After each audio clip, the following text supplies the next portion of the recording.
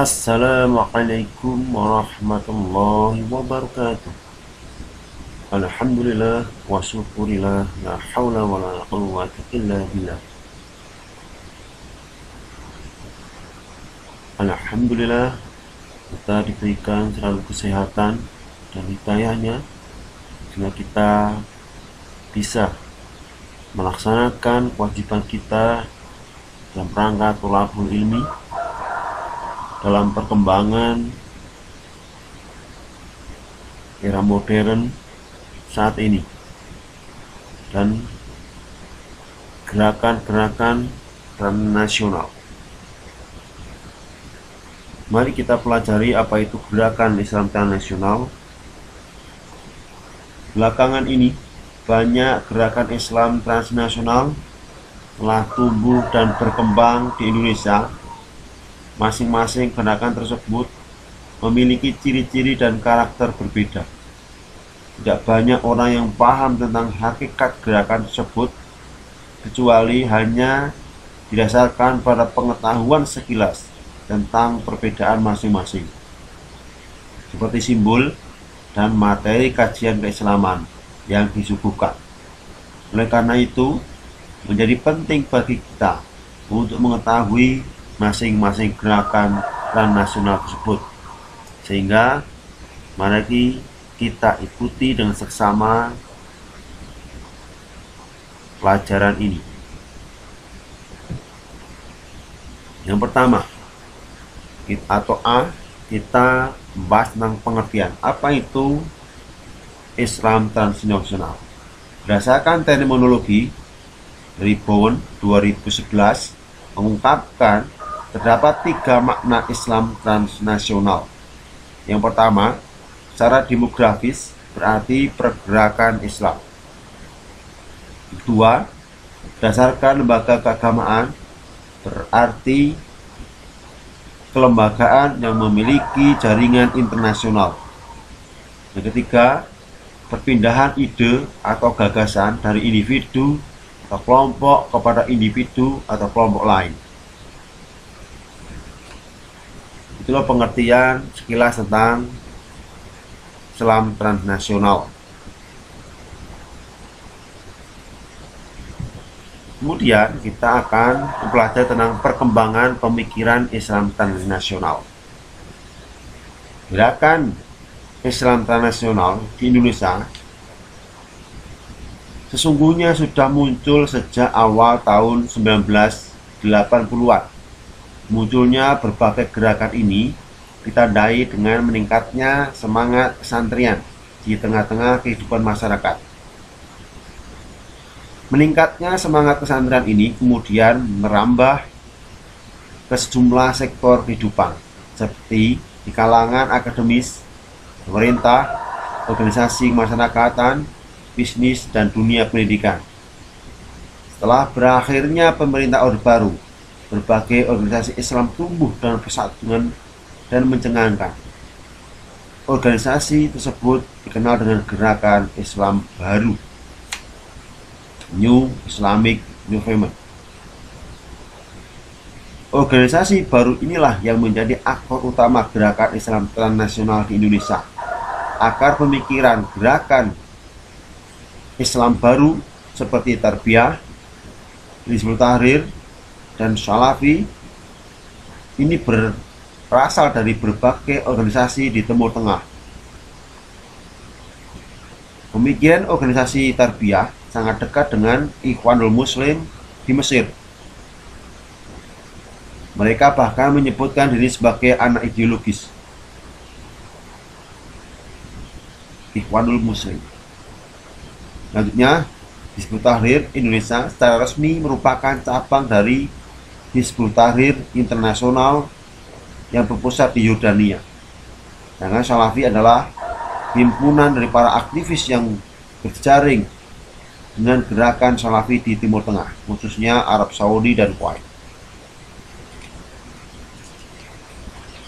Itulah sekilas perkembangan dari pemikiran transnasional yang jaring dari internasional. Itu hanya beberapa yang kita ceritakan, tidak semuanya. agar kita mampu secara garis besar mengetahui perkembangan saat ini. Persebaran pemikiran keislaman Timur Tengah ke Indonesia. Pola penyebaran gerakan yang paling utama adalah melalui alumni pendidikan dari Timur Tengah, mereka yang telah berkenalan dan mendalami pemikiran gerakan pembaharuan Islam di Timur Tengah itu, kemudian membawa ke Indonesia. Gerakan tarbiyah misalnya, peran para alumni Timur Tengah dalam membawa pemikiran Ikhwanul Muslim atau IM secara lebih utuh ke dalam kancah gerakan dakwah kampus. Kemudian, lembaga dakwah kampus di sejumlah perguruan tinggi disinyalir sebagai bentuk keberhasilan mereka.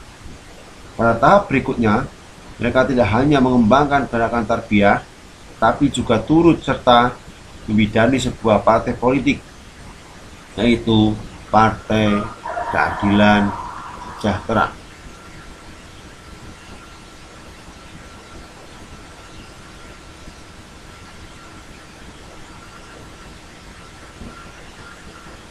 Sedangkan untuk Hizbut Tahrir, peranan utama penyebaran pemikiran ini telah dilakukan aktivis Hizbut Tahrir dari Libanon, yaitu Abdurrahman Al-Baghdadi dan Muhammad Mustafa. Keduanya merupakan alumni perguruan tinggi di Yordania. Mereka berdua yang telah memperkenalkan pemikiran Hizbut Tahrir dan ikut menyebarkan di kalangan dakwah kampus. Dan membuka jalan bagi para aktivis Hizbut Tahrir di Indonesia kepada jaringan internasional. Untuk gerakan Salafi, para alumnus LIPIA Jakarta memiliki peran yang sangat menonjol. Lembaga pendidikan yang merupakan cabang dari Universitas Muhammad Ibnu Saud Riyadh, Arab Saudi ini dimaksudkan untuk menyebarkan pemikiran Salafi di Asia Tenggara, khususnya Indonesia. Selain melalui alumnus, proses penyebaran pemikiran Islam transnasional juga dilakukan lewat penerjemahan buku dan penerbit media cetak. Buku-buku tentang IM, Hizbut Tahrir, dan Salafi, dan karya para tokoh yang banyak diterjemahkan dalam bahasa Indonesia. Selain menggunakan media buku, jaringan internet juga memiliki peran sangat penting dalam transmisi dan sosialisasi pemikiran mereka, terutama hal ini adalah gerakan Hizbut Tahrir Indonesia. Sebab alat komunikasi utama mereka dengan Hizbut Tahrir di Yordania dilakukan melalui dunia nyata atau dunia maya. Melalui media virtual ini, penyebaran pemikiran dan informasi yang berkembang di kalangan Hizbut Tahrir di seluruh dunia, khususnya di Timur Tengah, mengalir kepada aktivisnya di Indonesia. Itulah penyebaran daripada pemikiran transnasional. Macam-macam gerakan transnasional. Pada uraian di atas telah dipaparkan sekilas tentang sebagian kecil dari macam-macam gerakan transnasional di Indonesia. Paparan tersebut ditekankan pada fase pertumbuhan awal dan perkembangan hingga proses penyebaran gagasan Islam transnasional yang ditempuh lewat dua jalur, yaitu para alumni dan media massa. Pada kesempatan ini, kita akan membahas macam-macam gerakan Islam nasional, yaitu gerakan tarbiyah, gerakan Hizbut Tahrir Indonesia, kemudian gerakan Salafi, dan Jamaah Tabligh.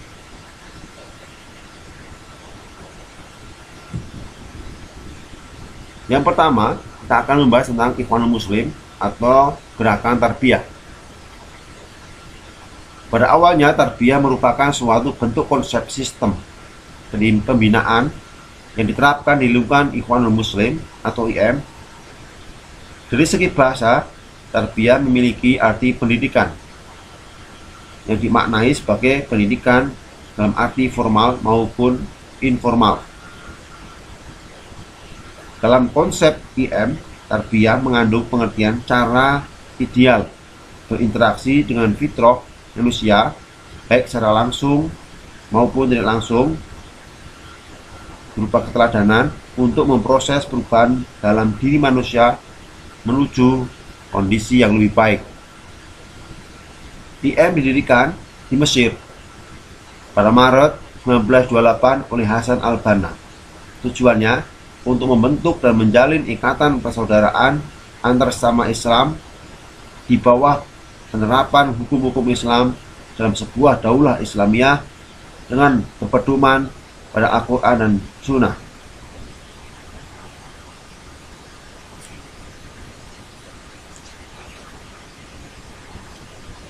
Sistem kekhalifahan ini dimaksud untuk menyatukan seluruh umat Islam di dunia dengan menegakkan syariah dengan jalan dakwah. Gerakan ini memiliki pengaruh dalam memunculkan gerakan-gerakan Islam lainnya di seluruh dunia yang tidak memisahkan persoalan agama dan politik.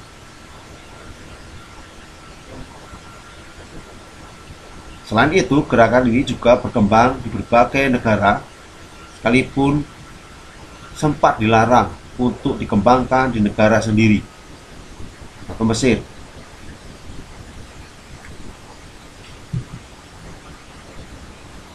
Jaringan gerakan IM dapat dilihat dari skema gambar tersebut dari kepemimpinannya dari M. Pasca Hasan al-Banna, kemudian diteruskan oleh Al-Madrasatul Hudaybiyah, Al-Madrasatul Hudaybiyah, dan dilanjutkan ke seluruh jamaahnya sampai ke berbagai negara di dunia ini.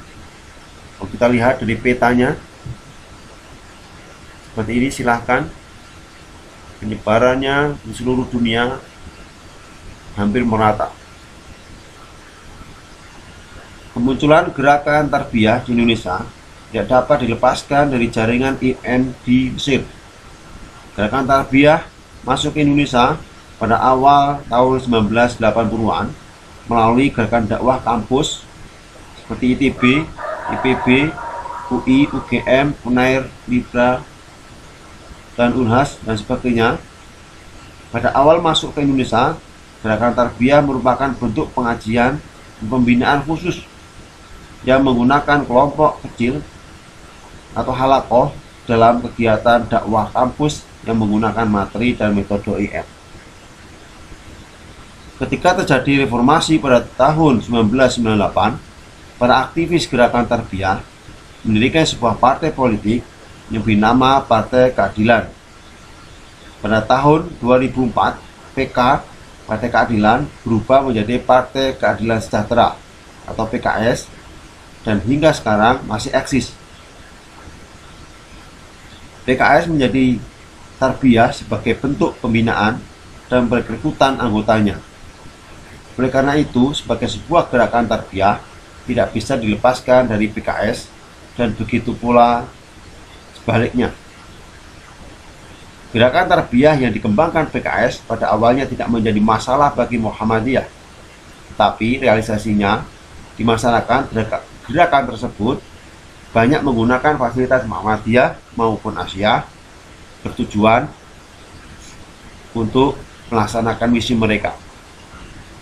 Hal ini mendorong pimpinan Pusat Muhammadiyah mengeluarkan surat keputusan nomor 149 dan 149/2006 yang diperkuat pimpinan Pusat Asia dengan surat edaran nomor 2/2007.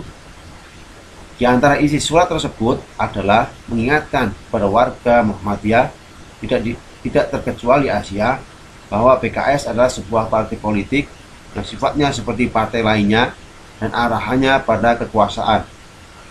Selain itu, PP Pusat Muhammadiyah juga mengingatkan kepada seluruh jajaran pimpinan persyarikatan, termasuk pimpinan amal usaha, untuk tidak memberi izin atau menggunakan fasilitas Muhammadiyah untuk gerakan politik mereka.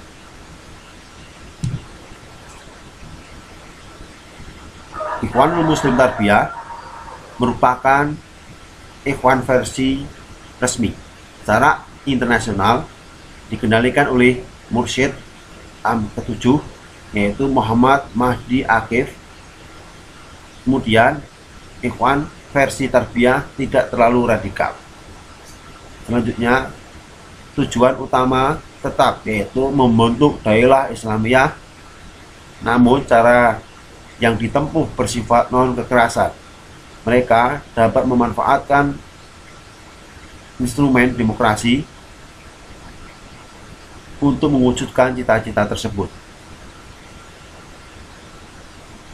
Kemenangan Partai Ikhwan di Aljazair FIS menjadi momentum penting bahwa jalur tarbiyah, moderat dan parlementarian dapat menemukan efektivitasnya. Selanjutnya, model tarbiyah kemudian diterima secara luas di berbagai negara, termasuk Indonesia.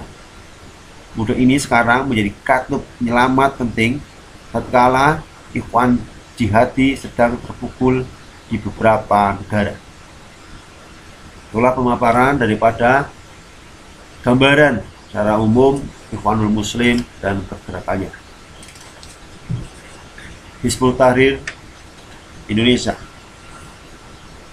Hizbut Tahrir Indonesia atau HTI adalah cara atau cabang dari Hizbut Tahrir yang berpusat di Yordania.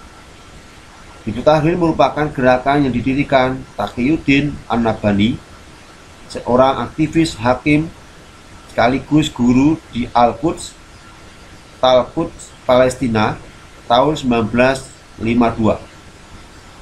Gerakan Hizbut Tahrir menginginkan kembalinya masyarakat yang islami dan jauh dari pengaruh imperialis. Tujuan mereka tegaknya kehidupan islami dengan terlebih dahulu mendirikan negara Islam.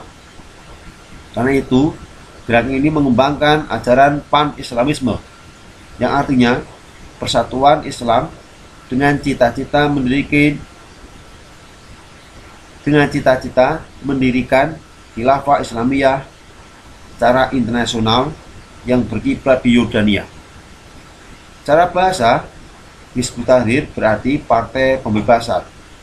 Sedangkan secara istilah, Hizbut Tahrir merupakan sebuah partai politik yang menghendaki adanya kemerdekaan atau kebebasan masyarakat dari adanya dampak buruk yang disebabkan oleh nilai-nilai budaya barat terhadap akhlak, budaya, dan moral masyarakat, khususnya umat Islam.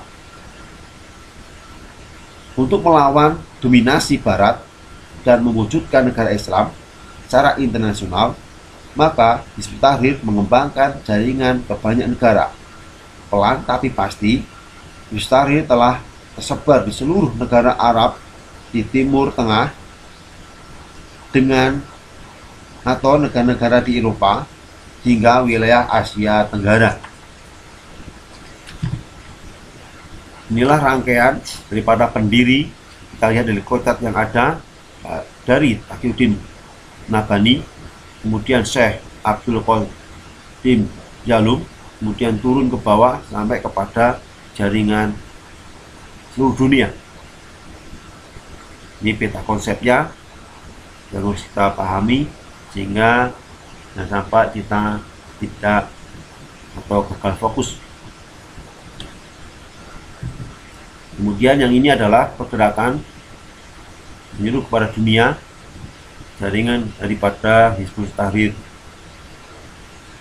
sampai ke Indonesia. Menurut Hizbut Tahrir, amar ma'ruf nahi mungkar adalah tugas negara, sehingga sudah wajib hukumnya untuk mendirikan negara Islam, tidak terkecuali di Indonesia. Pemikiran HTI yang demikian itu tentu berbeda dengan Muhammadiyah, sebab bagi Muhammadiyah mengindahkan segala hukum, undang-undang, peraturan, serta dasar dan falsafah negara yang sah adalah bagian dari sifat kepribadiannya. Selain itu, Tokoh-tokoh Muhammadiyah juga ikut berpartisipasi dalam merumuskan pembukaan Undang-Undang 45 dan Pancasila. Muhammadiyah telah ikut berkeringat dalam membidani kemerdekaan dan membentuk Negara Kesatuan Republik Indonesia.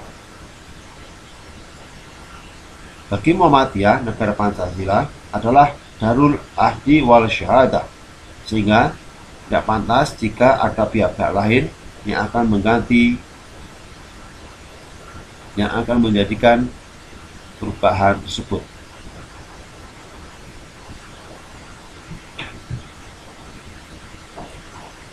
Gerakan Syiah. Yang ketiga, kita akan sedikit mempelajari tentang Syiah. Jaringan Syiah internasional sekarang terbagi menjadi dua wilayah. Pertama, wilayah utama, yaitu daerah bekas wilayah Imperium Persia.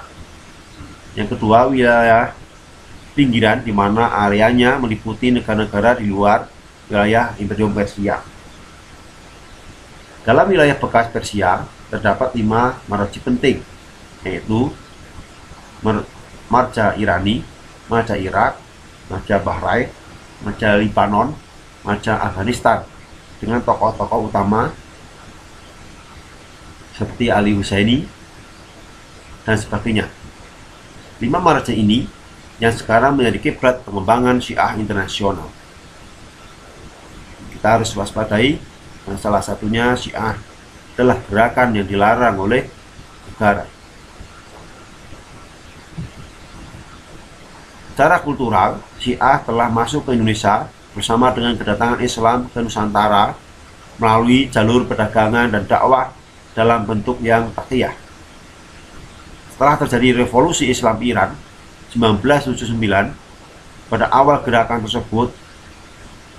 gerakannya bersifat intelektual, namun sejarah kehadiran alumnus hukum gerakan Syiah mulai mengembangkan fikih Syiah sehingga munculnya lembaga-lembaga Syiah. Syiah di Indonesia ada 2 corak, yaitu Syiah politik untuk membentuk negara Islam para pengikut ide-idenya politik dan intelektual Syiah. Kemudian Syiah non-politik untuk membentuk masyarakat Syiah atau para pengikut fikih Syiah. Inilah gerakan peta konsep daripada Syiah di Indonesia. Dari Iran, kemudian Ahmad Barokah, kemudian turun muncul tokoh intelektual Syiah dari kalangan kamus, dari Ludin Rahmat dan sebagainya, sampai dakwahnya melalui media dakwahnya. Kemudian ini lembaga-lembaga Syiah di Indonesia yang sangat banyak sekali, padahal Syiah sudah dilarang fatwa MUI di Indonesia, tetapi jaringan yang bergerakannya tetap berjalan sampai membuat atau mendirikan yayasan-yayasan seperti Fatimah Jakarta, Taqiyah Sejati Jakarta,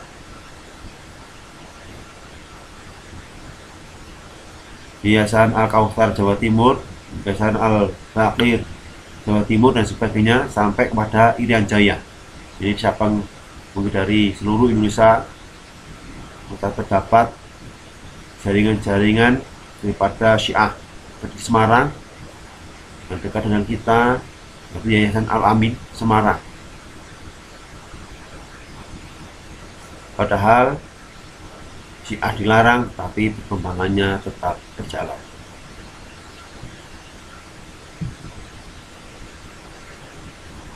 Langkah-langkah utama Syiah Indonesia saat ini yaitu mengkonsolidasi semua yayasan Syiah dan meminimalisir perbedaan, supaya perbedaannya diterima oleh kalangan Muslim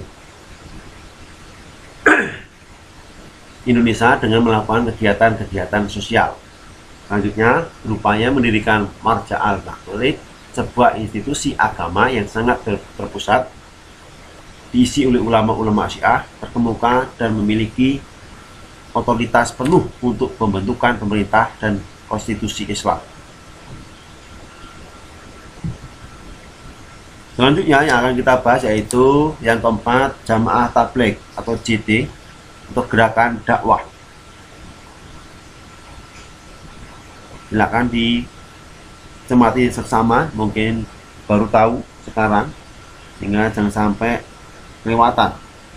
Jamaah Tabligh atau JT merupakan gerakan non-politik yang didirikan oleh Maulana Syekh Muhammad Ilyas Handalawi di India pada tahun 1920. Gerakan ini awalnya menyeru untuk menyelamatkan umat Islam di India dari kristenisasi yang berusaha dilakukan oleh Inggris yang saat itu menjadi jajahan atau menjajah India. Kemunculan JT juga dilatar belakangi kekhawatiran Handalawi terhadap keadaan umat Muslim di India yang telah keluar dari ajaran Islam sesungguhnya. JT berdakwah dengan cara damai dan memilih untuk tidak terjun dalam urusan politik untuk menghindari konfrontasi. Di antara mereka atau di antara metode mereka dalam berdakwah adalah al-khuruj, yaitu keluar melakukan dakwah dengan peralatan hidup yang sangat sederhana. Selain itu juga dilakukan jauhlah, yaitu dakwah yang dilakukan dengan berkunjung ke rumah-rumah untuk menyebarkan ajaran Islam, mengajak beribadah ke masjid, sekaligus menyambung silaturahmi. Materi dakwah JT meniadakan nahi mungkar, karena menurut mereka umat Islam saat ini masih dalam kondisi pembentukan kehidupan yang islami.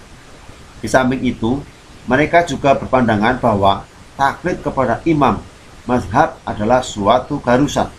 Sebab pada saat ini belum ada ulama yang telah memenuhi kriteria sebagai mustahid. Karena pandangan ini, mereka melarang anggotanya untuk melakukan ijtihad. Para pengikut JT harus baiat terhadap syekhnya dan menghormati sebagaimana menghormati Rasulullah. Penerima dakwah tidak terkait dalam struktur organisasi. Ajarannya mengarahkan kepada tasawuf, hidup sederhana, menolak menghadiri walimahan, dan senang berzikir di komplek makam. Di Indonesia, anggotanya sangat bervariasi, seperti seniman, kalangan profesional, dan dari unsur-unsur lain. Dengan bekal peralatan sehari-hari yang sederhana, anggota Jamaah Tabligh biasanya berpindah-pindah dari masjid ke masjid dan mengajak masyarakat di sekitar masjid untuk ikut aktif dalam kajian yang diselenggarakannya.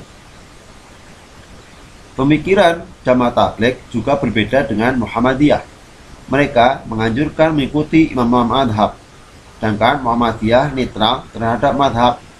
Mereka mengajarkan supaya berbaiat kepada syekhnya, sedangkan Muhammadiyah tidak membolehkan berbaiat.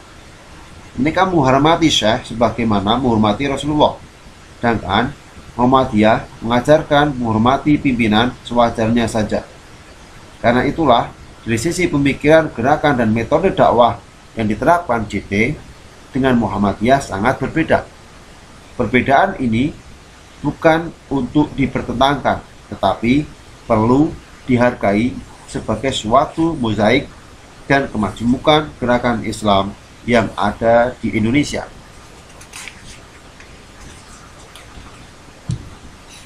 Sikap Muhammadiyah terhadap gerakan Islam transnasional.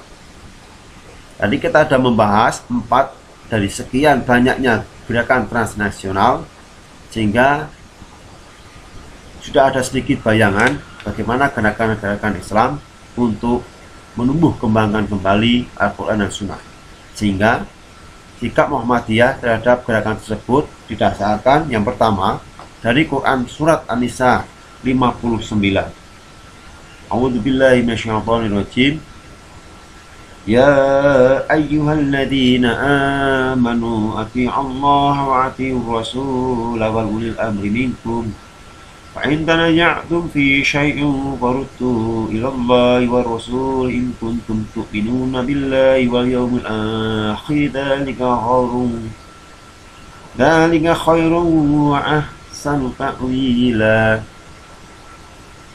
Hei orang yang beriman, taatlah kepada Allah dan taatilah Rasul-Nya dan ulil amri di antara kamu. Kemudian, jika kamu berlainan atau berlainan pendapat tentang sesuatu, maka kembalilah kepada Al-Quran dan Sunnah Rasulullah SAW. Jika kamu benar-benar beriman kepada Allah dan hari kemudian, yang demikian itu lebih utama bagimu dan lebih baik akibatnya. Kemudian dasar dari Al-Quran An-Nisa ayat 58 yang sebagai dasar sikap Muhammadiyah terhadap gerakan Islam transnasional. A'udzubillahi minasyaitonirrajim. Afaqala yatatabbaruna al-Qur'ana walau kana min 'indi ghairiillah lawajadu fihi ikhtilafan katsira. Maka apakah mereka tidak memperhatikan Al-Quran? Kalau kiranya Al-Quran itu bukan dari sisi Allah, tentulah mereka mendapat pertentangan yang banyak di dalamnya. Itulah dasar Al-Quran yang menjadi sikap Muhammadiyah terhadap gerakan transnasional. Kemudian dasar dari hadis Nabi Muhammad SAW, jika seorang hakim menetapkan hukum, kemudian ia beristihad dan hasilnya benar, maka ia mendapat pahala. Dan apabila ia menghukumi dengan istihad, kemudian istihadnya salah, baginya masih mendapat satu pahala. Hadis riwayat Bukhari dan Muslim. Muhammadiyah berpendapat bahwa pintu istihad tetap terbuka sepanjang masa. Pintu istihad tidak terbatas pada siapapun, asalkan memenuhi persyaratan. Istihad yang dilakukan oleh perserikatan dilakukan secara bersama-sama, yaitu melalui ulama-ulama yang terhimpun dalam majelis tarjih dan tasdid. Apabila terjadi perbedaan pendapat di kalangan umat Islam, baik berkaitan dengan masalah akidah, ibadah, dan lainnya, sesuai dengan Surah An-Nisa ayat 59, hendaknya kalian mengembangkan perbedaan pendapat tersebut kembali kepada ajaran Allah dan Rasulullah, yaitu Al-Quran dan Sunnah. Muhammadiyah dalam menyikapi kehadiran ideologi ini, termasuk juga gerakan Islam nasional, adalah sebagai berikut.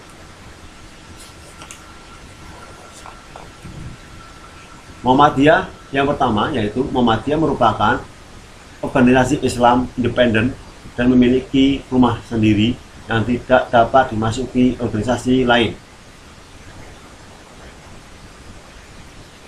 Yang kedua, gerakan tarbiyah, apalagi partai politik apapun, adalah organisasi di luar Muhammadiyah.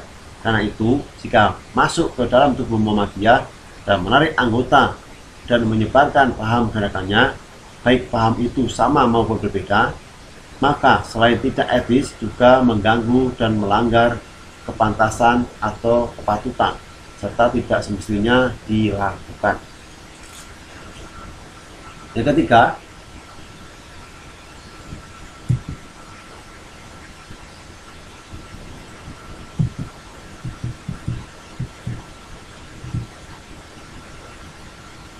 menyamakan, menghimpit, apalagi simpati, dan mendukung penyebaran paham organisasi lain, apalagi yang bersentuhan dengan partai politik, bagi sebagian kalangan Muhammadiyah merupakan sikap dan tindakan yang tidak mencerminkan komitmen utama dalam bermuhammadiyah.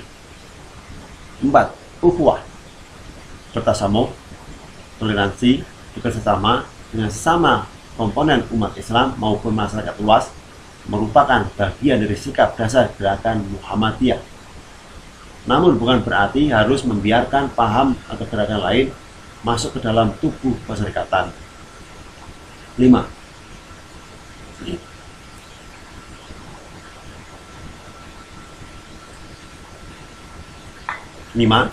Gerakan tarbiyah merupakan penyokong dan sekaligus pendiri Partai Keadilan Sejahtera atau PKS, tidak terlepas dari tarbiyah dalam pembinaannya. Karena itu, keduanya merupakan organisasi dan gerakan luar, tidak memiliki hubungan dengan Muhammadiyah.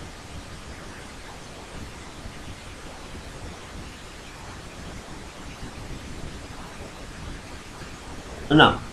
Sesungguhnya Muhammadiyah akan lebih mudah jika urusan dengan partai politik manapun sebatas urusan politik. Ulangi, 6. Sungguhnya Muhammadiyah akan lebih mudah jika urusan dengan partai politik manapun sebatas urusan politik. Artinya, Muhammadiyah tidak memiliki hubungan apapun dengan partai politik manapun.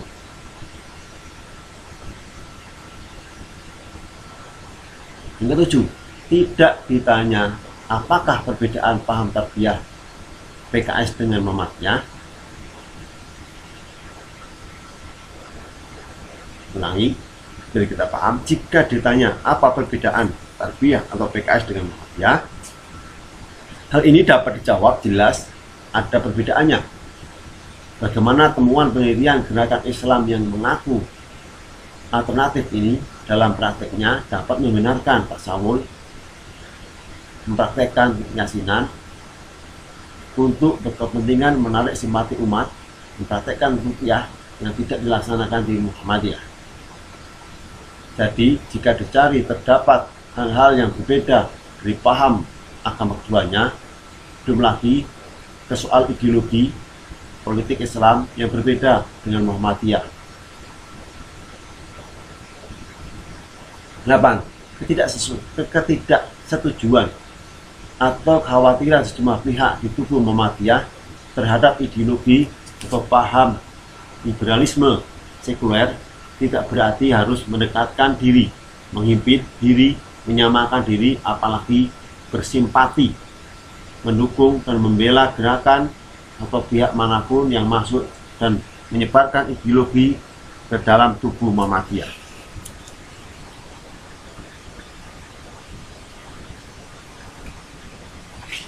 Sembilan, jika sebagian warga atau pimpinan dalam lingkungan Muhammadiyah bersimpati hingga mendukung dan memilih PKS atau partai lain, hal ini merupakan hak politik sebagai warga negara yang diberi kebebasan dan dihormati Muhammadiyah. Tetapi tidak harus berarti memperoleh partai manapun dan dengan alasan dakwah sekalipun masuk ke dalam tubuh Muhammadiyah.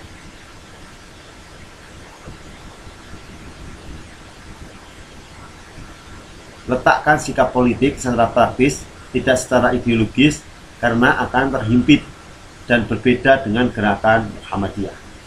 10. Membela ideologi dan kepentingan Muhammadiyah tidak identik dengan mengobarkan permusuhan, tidak toleran, tidak ukhuwah, dan tidak kerjasama dengan sesama umat maupun masyarakat luas. 11. Muhammadiyah tentu memiliki kelemahan sebagaimana organisasi lain pun memiliki kekurangan. Namun, tidak berarti organisasi lain boleh masuk dan kemudian menarik warga Muhammadiyah dengan memanfaatkan kelemahan itu. Bagi siapapun yang berada dalam Muhammadiyah justru menjadi kewajiban untuk memperbaiki kelemahan itu, bukan malah membiarkannya dan seterusnya memberikan kesempatan pihak lain untuk berekspresi di Muhammadiyah. 12. Menjaga rumah tangga Muhammadiyah merupakan kewajiban bagi siapapun yang berada di dalamnya, termasuk menegakkan sistem organisasi di seluruh pahamnya. Menegakkan sistem organisasi dengan seluruh pahamnya. Mereka yang berada di amal usaha dituntut dedikasinya dan komitmennya untuk membela dan membesarkan Muhammadiyah. 13. Gerakan ideologi dan politik manapun selalu memiliki sikap ekspansi dan akan mudah masuk ke lingkungan yang memiliki nasbah atau teologis atau paham agama dan ideologis yang sama. Karena itu, gerakan ideologis tidak dapat sekedar dilihat kebaikannya pada aspek teks atau normatif, namun harus dilihat dalam tindakan-tindakannya. 14. Jika terdapat logika bahwa biarkan 1000 kembang tumbuh dalam Muhammadiyah, maka tidaklah tepat, karena Muhammadiyah bukan tenda besar yang serba bebas dimasuki dan tidak memiliki tertib gerakan sehingga boleh dirambah siapa saja untuk masuk dan berekspresi di dalamnya. 15. Untuk memperkaya dan mengadopsi metode lain yang dianggap baik tidak keliru sejauh terikat dengan beberapa kepentingan sebagai berikut. Jadi boleh mengadopsi metode lain asal mempunyai kriteria. Yang pertama, untuk memperkuat gerakan dalam Muhammadiyah. Yang B, menjadi konsensus organisasi dan bukan jalan atau keputusan sendiri-sendiri. Yang C, di dalam Muhammadiyah sendiri sudah kehilangan atau tidak ada metode yang bisa diandalkan dan memerlukan pengembangan atau bahkan pembaharuan. Itulah 3 tahap dalam kita mengadopsi metode dari gerakan lain. Namun pemakaian atau adopsi metode pembinaan dari luar akan menjadi masalah manakala berkaitan dengan A. Dipakai untuk mengembangkan paham atau kepentingan lain di luar Muhammadiyah, sehingga bukan membesarkan keserikatan namun malah justru memperlemah. Yang B atau kedua, dikembangkan secara sendiri-sendiri dan tidak berada dalam sistem Muhammadiyah. Yang C, membiarkan metode dan sistem yang dimiliki Muhammadiyah sendiri sebagai barang pelantang, padahal Muhammadiyah telah memiliki sistem pembinaan seperti Darul Arqam, Baitul Arqam, gerakan jamaah dan dakwah jamaah, Lukas Abinah dan lain-lain secara sistematis, praktis, dan strategis.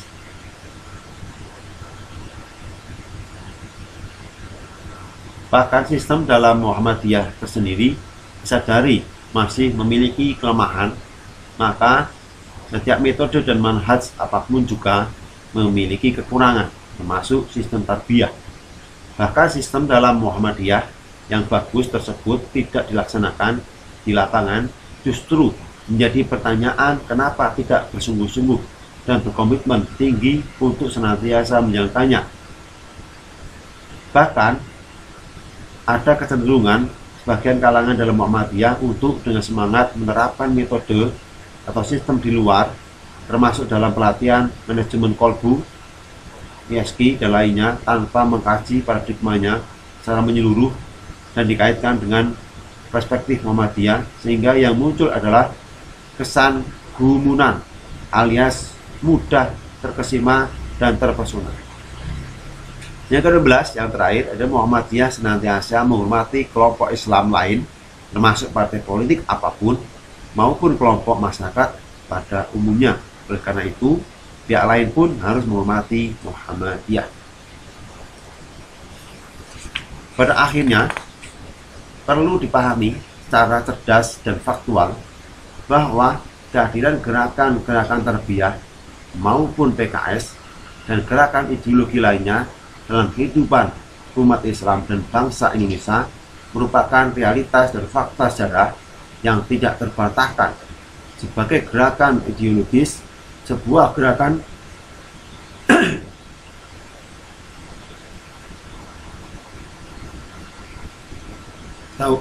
kita ulangi, sebagai gerakan akan selalu berekspansi, tak kenal lelah untuk menambah anggota dan memperluas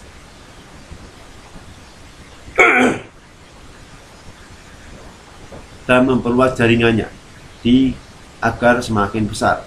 Gerakan ideologis tidak mudah secara serta-merta untuk dibaca langkah gerakannya, karena gerakan ideologis berlangsung dari sementara sehingga terselubung dengan proses secara sistematis. Itulah sedikit tentang gambaran sikap daripada Muhammadiyah terhadap gerakan-gerakan lain. Ini ada sedikit diskusi yang harus diselesaikan, hanya mudah dan nanti bisa dipresentasikan antar kelompok untuk menyampaikan apa itu perbedaan Muhammadiyah dengan yang pertama Ikhwanul Muslim, HTI, JT, mungkin yang keempat tambah Syiah.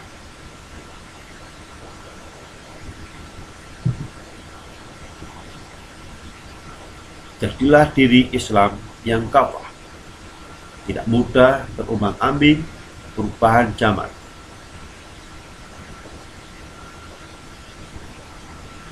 Teruslah berdakwah. Wassalamualaikum warahmatullahi wabarakatuh.